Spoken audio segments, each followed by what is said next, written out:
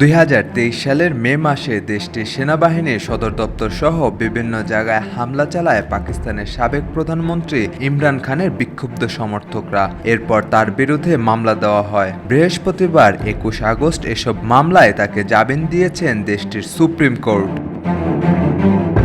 প্রধান বিচারপতি ইয়াহিয়া আফ্রিদির নেতৃত্বে 3 সদস্যের বেঞ্চ বিচারপতি মোহাম্মদ শফি সিদ্দিকী ও মিয়াঙ্গুল হাসান আওরঙ্গজেব আজ মামলাগুলোর শুনানি পুনরায় শুরু করেন।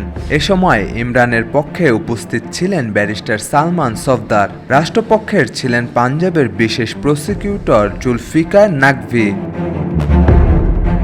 পিটিআই সুপ্রিম কোর্টের এ রায়কে স্বাগত জানিয়েছে। এক এক্স বার্তায় তারা এটিকে ইমরান খানের বিজয় হিসেবে অভিহিত করেছে। তবে জামিন পাওয়া সত্ত্বেও ইমরান খান এখনই মুক্তি পাবেন না, কারণ তার বিরুদ্ধে আরও একাধিক মামলা রয়েছে। এর মধ্যে রয়েছে রাষ্ট্র উপহার আত্মসাৎ ও দুর্নীতির মামলাও। ইমরান খান 2022 সালে অনাস্থা ভোটে প্রধানমন্ত্রিত্ব হারান এবং ক্ষমতায় বসেন শেহবাজ শরীফ। ক্ষমতাচ্যুত হওয়ার পর তার বিরুদ্ধে একের পর এক মামলা দায়ের করা হয়। এছাড়া তার দল পাকিস্তান তেহরিকে ইনসাফ পিটিআইয়ের অনেক নেতাকেও এমন মামলায় জর্জরিত করা হয়েছে।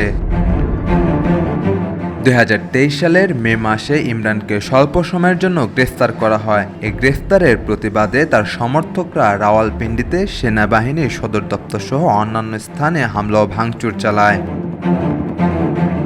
সাজিদ আকরাম, সৌরভ, আজকাল।